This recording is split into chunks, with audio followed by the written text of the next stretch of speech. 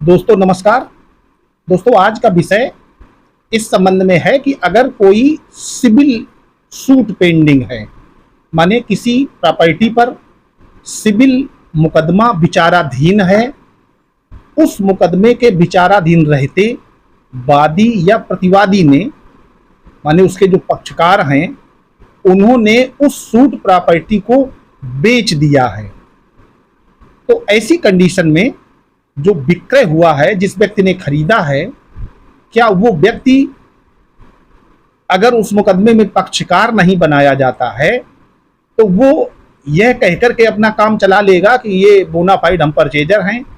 हमने सद्भावपूर्ण ढंग से ये प्रॉपर्टी खरीदी है और हम ही इस प्रॉपर्टी के मालिक हैं,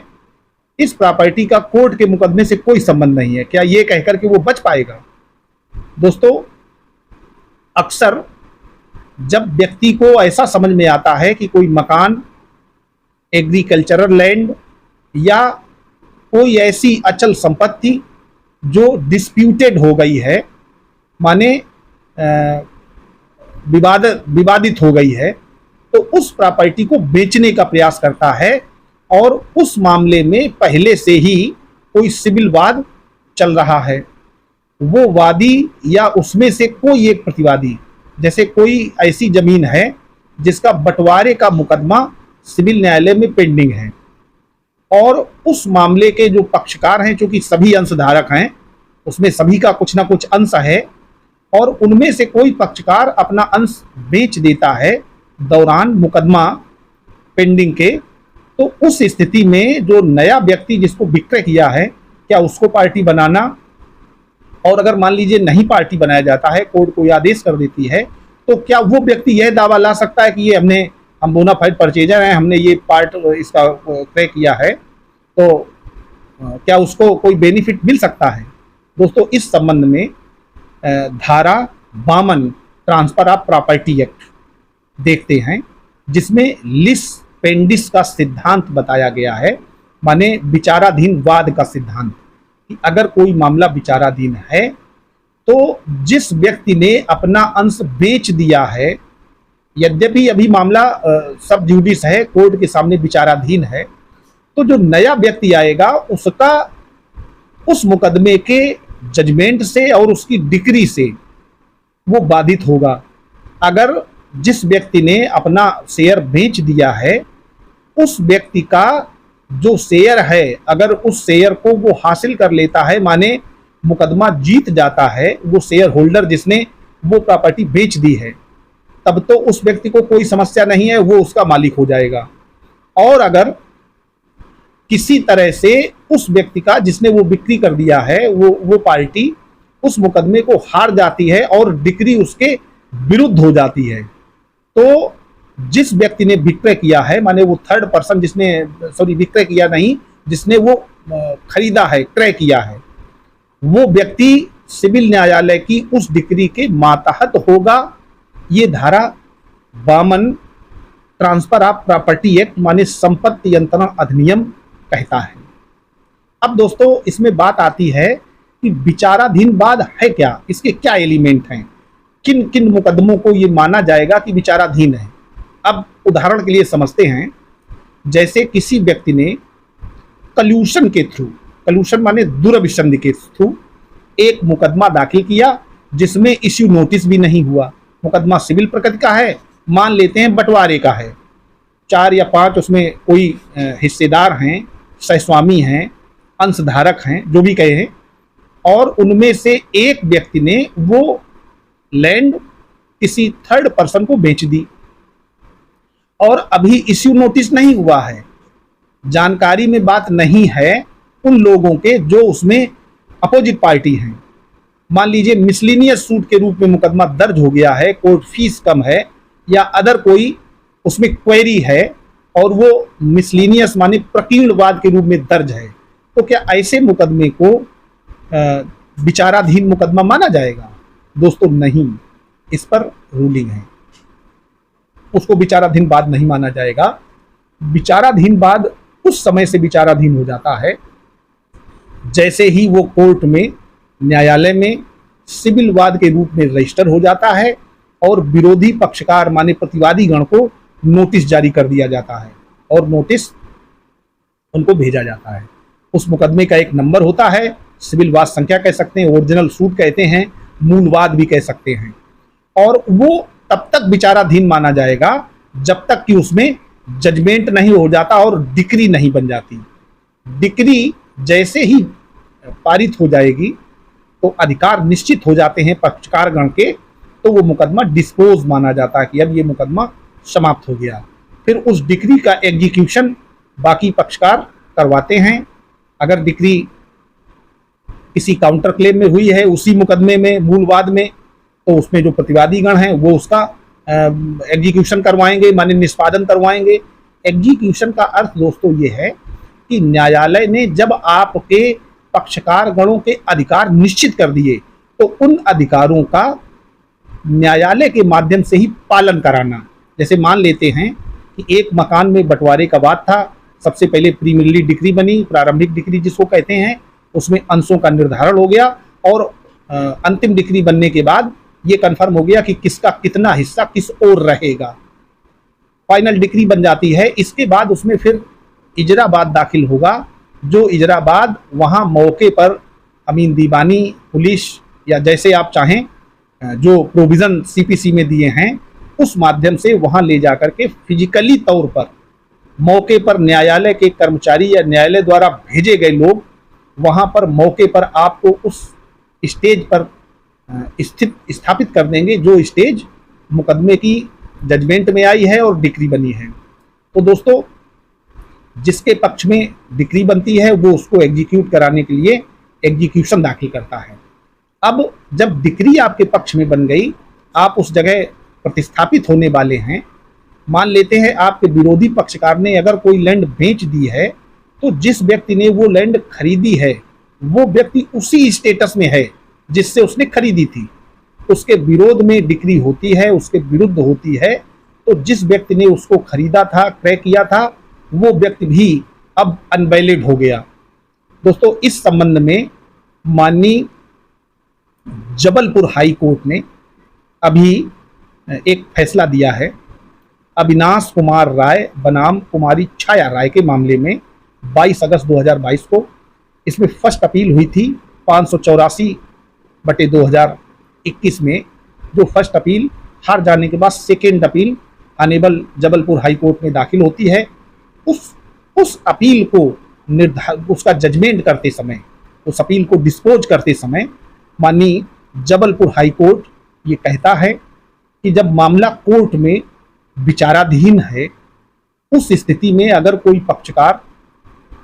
उस प्रॉपर्टी का जो सूट प्रॉपर्टी है, माने उस मुकदमे की विषय वस्तु है, उसका विक्रय कर देता है तो वो विक्रय उस सीमा तक शून्य है अगर उस व्यक्ति के विरुद्ध डिक्री हो जाती है। अगर उसके पक्ष में डिक्री हो जाती है तो ऐसा विक्रय शून्य नहीं होगा, उसके वही अधिकार उस व्यक्ति के प्रभावी हो जाएंगे जो उस पक्षकार के होते जिसने विक्रय किया है। दोस्तों, कुछ और चीजें हैं जिसको इसमें बहुत गहनता से समझने की आवश्यकता है। जैसे धारा 52 तब लागू नहीं होगा जब मिसलिनियस सूट के रूप में कोई सिविल वाद दर्ज होगा। जिस दिन वो ओरिजिनल सूट के रूप में दर्ज हो जाएगा, धारा 52 संपत्ति अंतरण अधिनियम लागू हो जाएगा, माने लिस पेंडिस का सिद्धांत लागू हो जाएगा, जिसको विचाराधीन वाद का सिद्धांत कहते हैं। दूसरा, अगर कोई मुकदमा बीच में ही खारिज हो जाता है, जैसे कोई सिविल सूट दाखिल है और वो बीच में वादी के अनुपस्थित होने पर मान लेते हैं खारिज कर दिया गया या अन्य किसी और कारण से खारिज कर दिया गया और वो कारण बाद में पूरा करते हुए वादी उस मामले का रेस्टोरेशन दाखिल करता है और रेस्टोरेशन अलाउड हो जाता है और उस बीच में जितने दिन वो वाद खारिज रहा उस बीच में वही वादी कोई विक्रय निष्पादित कर देता है तो वो विक्रय उसी दायरे में आएगा। वो मुकदमा बंद स्थिति में नहीं माना जाएगा, ना ही डिस्पोजल माना जाएगा। उसको ये माना जाएगा कि वाद अभी विचाराधीन है, क्योंकि जब रेस्टोरेशन हो जाता है, रेस्टोरेशन अलाउड हो जाता है तो दोस्तों वो सूट पूर्व की स्थिति में आ जाता है जो पहले था। तो ये बात बहुत आवश्यक है और ध्यान रखने योग्य है। दोस्तों होता क्या है, जब किसी व्यक्ति की कोई प्रॉपर्टी इस तरीके की होती है कि विवादित है, कोर्ट में मामला विचाराधीन है, तो प्रॉपर्टी खरीदते समय इन चीज़ों का बहुत ध्यान रखने की ज़रूरत है। अन्यथा आपके पूरे जीवन की कमाई हुई गाढ़ी कमाई पूंजी एक झटके में बेकार हो सकती है। मान लेते हैं आप कोई मकान खरीदते हैं, उस मकान पर पहले से ही बंटवारे का मुकदमा पेंडिंग है, जिस व्यक्ति से आपने खरीदा वो मुकदमा हार गया, तो आप हारी हुई कंडीशन में आ गए। तो जब हारी हुई कंडीशन में आप आ जाएंगे तो आपने जो पैसा लगाया है, आप उतने दिन पोजीशन में रहे हैं, पोजीशन आपको छोड़ना पड़ेगा क्योंकि कोर्ट की डिक्री हो गई है, और जो आपने पैसा लगाया है वो वापस लेने के लिए आप फिर एक सिविल वाद लामें और उस व्यक्ति से रिकवरी कराएं। तो मुकदमेबाजी से बचने के लिए सबसे पहले देखें कि कोई प्रॉपर्टी पर कोई सिविल सूट तो पेंडिंग नहीं है। इसको आप किसी लोकल एडवोकेट महोदय से मिलकर के उस जिले की, जिस जिले में वो प्रॉपर्टी स्थित है, क्योंकि सिविल वाद जहां पर सूट प्रॉपर्टी है उसी डिस्ट्रिक्ट में, उसी ज्यूरिडिक्शन वाली कोर्ट में ही दाखिल होता है, अन्य जगह दाखिल नहीं होता है। तो आप उसको देख सकते हैं, उसका मुआयना करा सकते हैं। जब तक कन्फर्म ना हो जाए, मुझे लगता है कि ऐसी प्रॉपर्टी से बचें, उसको ना खरीदें। तीसरा है कि कुछ ऐसे मुकदमे हैं जैसे किराएदारी का मुकदमा, बंटवारे का मुकदमा, उसकी तो चर्चा ही हो गई है। किराएदारी के मुकदमों पर भी धारा 52 लागू होती है। धारा 52 ट्रांसफर ऑफ प्रॉपर्टी एक्ट, संपत्ति अंतरण अधिनियम, माने जिस सूट प्रॉपर्टी पर मुकदमा पेंडिंग है उसको जब विक्रय कर रहे हैं, बेच रहे हैं, खरीद रहे हैं, अगर उस पर कोई मुकदमा पहले से है तो आपका क्रय करना उस प्रॉपर्टी का उसी मुकदमे के जजमेंट पर प्रभावी होगा। आपके खिलाफ जजमेंट जाता है, आपके खिलाफ माने आपने जिससे वो संपत्ति क्रय की है उस व्यक्ति के खिलाफ हो गया, तो आपका भी काम खत्म हो गया, आप भी उसके दायरे में आ रहे हैं, आ जाएंगे। आप दावा नहीं कर सकते हैं, आपका जो भी ट्रांजैक्शन है वो उस सूट के जजमेंट का पार्ट होगा, उस जजमेंट से प्रभावित हो जाएगा। तीसरा यह है कि अगर कोई मुकदमा दुर्भिसंधि पूर्वक दाखिल किया गया है, कल्यूशन के थ्रू दाखिल किया गया है, जैसे कभी कभी क्या होता है कि लोग किसी गलत काम को कोर्ट की मोहर लगवा करके सही करना चाहते हैं। जैसे मान लेते हैं कोई ऐसी लैंड है जिसका कोई स्वामी नहीं है, स्टेट स्वामी है या ऐसा कोई स्वामी है जो वर्तमान में उपस्थित नहीं है, उस लैंड पर एक परमानेंट इंजंक्शन का दावा लाया जाता है, कोई फर्जी रजिस्ट्री या फर्जी डॉक्यूमेंट पेश करके लाया जाता है, और दूसरा व्यक्ति कल्यूशन के थ्रू, क्योंकि दोनों मिले हुए हैं, बाद में एक समझौते के द्वारा डिक्री हासिल कर लेते हैं। और उनमें से अगर कोई व्यक्ति कोई प्रॉपर्टी बेच देता है पहले से, तो ये धारा लागू नहीं होगी, क्योंकि दुर्लभ संधि के मामलों में ये धारा लागू नहीं होती। जो भी दुर्लभ संधि के मामले में वो दो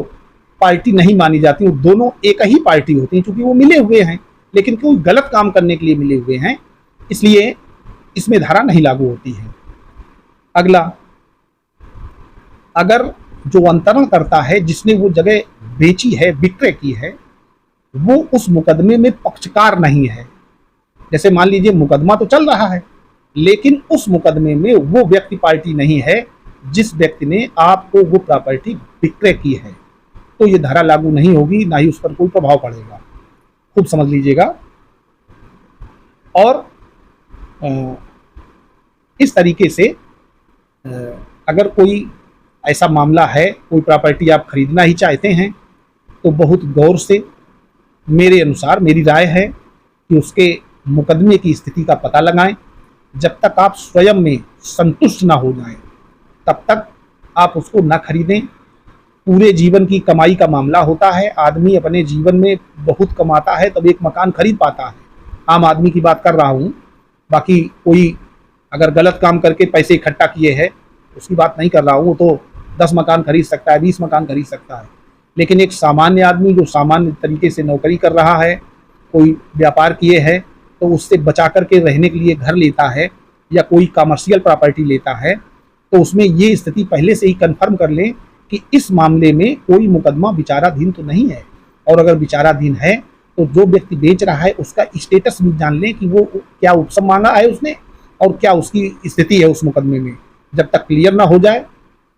मुझे लगता इस तरीके की प्रॉपर्टी ना खरीदें। और अगर आपको लेनी ही है तो आप ये सोच करके लें कि इस मुकदमे में जो भी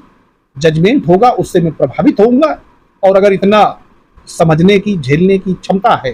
तो आप आराम से निडर होकर के वो प्रॉपर्टी ले सकते हैं। दोस्तों, मुझे जो आवश्यक लगता है कि ये बात आप लोगों तक पहुंचाना आवश्यक है, जरूरी है।